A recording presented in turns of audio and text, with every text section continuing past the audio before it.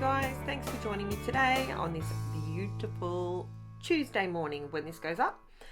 Okay, so what am I doing? I decided today that I'm going to do something that I don't do very often, and I'm going to use stamps.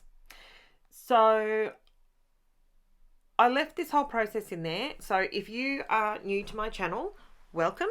Please like and subscribe. Hang around for a bit. I do some I try and do things that are a little bit different. I'm not your typical scrapbooker. I think most of you would probably agree with that. Now, what I'm doing here is, obviously I'm cutting out a circle, obviously. But what I'm trying to do is, this is just a bit of the process. So you guys know that it doesn't always just bang and it looks right. So this is the way. There may be a much easier way to do it. I'm sure there is. However, this is how I chose to do it. So I wanted a circle. Now, I wanted a circle in the middle, but I didn't want to get on my Cricut and cut out a circle because I wanted to use all stamps. Now, the stamps I'm using, you can see them off to the right there, and I'm stamping with my Distress Oxides. I absolutely love these colours, and later on what I do, now this is not a rainbow thing, it's just 3 or 4 different colours, 4 colours that I thought looked nice together, and that's what I decided to do. So what I'm doing with the Post-its is I'm just giving myself a mental block as to where the circle starts. So as you can see, I'm overlapping some of the stamps when I'm putting them on. Now, what I've made the circle out of is just normal copy paper. So it's really thin so that when I do the stamping, I'm not getting left a big ledge, if that makes sense. So I'm going around. Now, the colours that I chose to use, I have chosen these in Distress Oxides and Distress Inks. So I sped this up a fair bit because, to be honest, I wanted to watch the whole process come together really fast. I thought it would look really cool. And it kind of does. It's very satisfying. So the colours that I used were Ripe Persimmon, Wilted Violet, Mustard Seed, Peacock Feathers, and Picked Raspberry. Now, all my line stamping, I used the Distress Oxides. And it was at this point that I felt I needed some masking.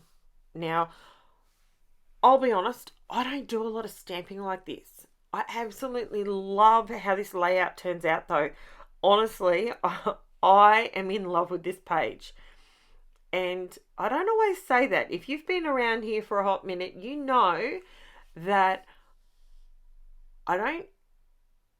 if I do something and I'm really happy with the result, I'll say it. But not every layout that we do is the best of the best. Sometimes they're a bit average. Sometimes there's lots of mistakes. So that's why I leave all these bits and pieces in. This was actually really quite easy. I was actually really, really happy with it, how it turned out. The colours that I chose and why I chose them, I don't really have any real reason. The photo that I used does have pink jumpsuit, a red. So, and because I'm doing florals, that's why I sort of went with the mustard yellow with like the daisy kind of flower. Basically, these stamps, I got them eons ago in a $2 shop. I can't even tell you what brand they are. Whatever you have, you could recreate with this. So I realised after I started cutting that I really needed that to be square and plumb. So here is what I do now. So I've put those stamps around the edges. But now what I'm doing, and I realise that I'm doing this wrong in a second, There you go. See, I figured out that I did it the wrong way. So now what I'm doing is I'm just masking off the quarters. I've not done this before, so you are literally watching me figure this out as I'm going. So what I ended up doing was the stamping outside the circle on the diagonal, both sides, and then I did stamping inside the circle on the opposing sides. Does that make sense? Keep watching, trust me, it makes more sense when you watch it than what I'm waffling. So I've had such a big day today. I have to tell you guys, if you're new to my channel, occasionally I squirrel off into a tangent. Haven't done it in a while, but I have to tell you today, oh my lord. So took my daughter to gymnastics, right? Tell me you're a gymnastics mum without telling me you're a gymnastics mum. We regularly watch television through a child practicing handstands or on the bar. Anyway, so her gymnastics bar, by the way, that's not a beer alcohol bar. So I'm still stamping away here in the background. Anyway, so I went ahead, took her in, had a chat to one of the coaches, chit-chatting, all the small talk. Yeah. And guess what? I left my other two children in the car. They're both of age, don't worry. That's not a problem.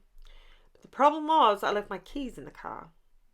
The problem with that was a full-grown adult in the car. My headlights stayed on because my keys were in the ignition. So my car didn't register to switch the headlights off. Subsequently, I came out after an extended gossip session. Chit chat, well, it wasn't a gossip session. It was a chit chat. I came out and all I heard was click, click when I started the car. Luckily, one of my good friends lives straight around the corner, and thankfully she was home, so was her husband, and they could come and jumpstart my car. So that was a wonderful 5:30 in the afternoon situation. What else did I do today? I'll be honest with you, I was doing this layout and I can honestly say I enjoyed every single minute of doing this. And have never been one for stamping. But this was so much fun. If you want to do this, you could also, now let's talk about the elephant in the room. Not everyone has lots of different colors of distress oxides. The oxides only come in those larger 3x3 cubes, right? The distress inks come in the smaller ones. Now, the reason I'm stamping with the oxides is because they are what do they call it? It's got pigment ink as well as it's a hybrid. So it's a hybrid ink pad. It's got pigment ink, which keeps it wetter longer, and you can emboss on top of it. And it's obviously got the water-based element to it as well. So you can make them run. You can make them crystal clear like this. The only stamp that didn't really stamp as clearly as the others was the ripe persimmon. It could just be because I haven't really used the ink pad and it's still just really juicy, and that was the problem. But it's okay. It's all right. We worked with it. It's okay. It's all good. But the stamps are just $2. Honestly, I bought these from the Reject Shop. If you're an Aussie, the Reject Shop. That's where I got these from. And they quite often have Kelly Creates stamps in the Reject Shop as well. So they're really nice with the words. So that works really nicely. It's absolutely stunning. So What could you do if you were wanting to duplicate this layout, but you don't have exactly the same stuff that I have? Right. You could use a black ink pad and stamp all your flowers. If you've got any kind of flowers, stamp. You could do love hearts. You could do leaves. You could do birds. You could do circles. You could do anything that you have a stamp of something. I even thought about, I've got a few little animal stamps and I don't use them very often because I bought them thinking I would play with my alcohol markers with them, and I haven't really delved that direction very much. So to be completely honest, I absolutely love how it turned out with the different colors. Check that out. How awesome is that? It just looks so cool. I absolutely love it. Okay, so it's at this point, so I go around the edge to give my white edge a border. So I did that. That was not a problem. Then what I decided to do was, so see how the pattern is diagonal? Now I'm putting a black border around it because I'm still border crazy, people. Still border crazy. Now this is where I was like, okay, it would have been perfectly acceptable to leave it like that. However, I wanted to go through and very, very lightly watercolor the flowers. So I pulled out the distress inks because I didn't want the oxide look. I wanted it to be more of a watercolor look. So this is in fast forward. This did take me a little bit of time, but again, I thought it would make for some relaxing watching.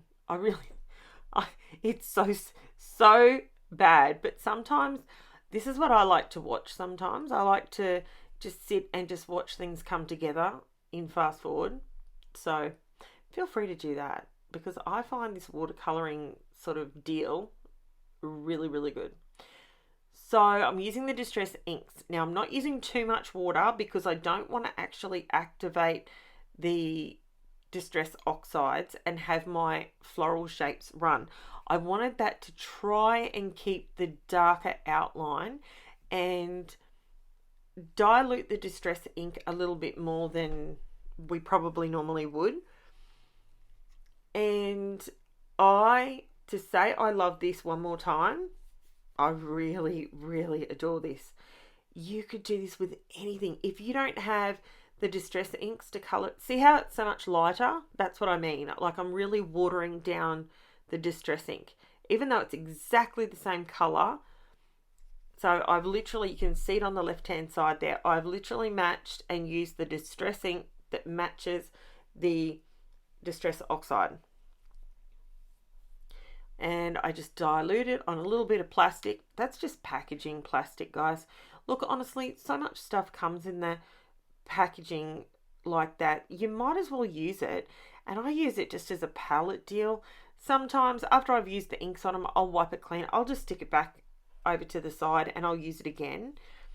But you might as well use them instead of buying plastic containers or plastic pallets. Just use your clear plastic. Now, this was so relaxing to do. Just simple. It's almost like paint by numbers. Like you can't go wrong. It's so simple. Now, the yellow I didn't really realize until I was looking at it right at the very end. And the yellow was I went a little heavy-handed with it. So it was an easy fix. All I had to do is, because the ink is water soluble, I just had to wet it, go over it with a bit of water on my brush and just pat it with the paper towel. That's all I did. And it lightened it up and it worked a treat. So I absolutely love how it's coming together. I have never ever done something like this and I love it. So this is a little bit of a longer video. I apologize for it being longer, but I think the process needed to be left in there because I really, really wanted you guys to see truly how simple this is. Other than cutting your circle to start with and then laying it the right way with the washi tape so that you're going through the cross center perfectly. But to be honest, even if it was out a little bit, once I put the photo in the center, you don't really notice that it's perfectly lined up. So yeah, so this is where I'm heading. Now, my leaves, I did use the peacock feathers, which is what I stamped them with, but I brought in a bit more of the yellow tone with it, just to not make the leaves too dark. It sort of lightened them up a little bit, and it looks, I'm really, really happy with that, how it turned out. Now, some of the leaves I did second generation stamping, and they didn't cope as well with the watercolor because obviously it was lighter to start with, but it's fine. It doesn't look out of place or anything.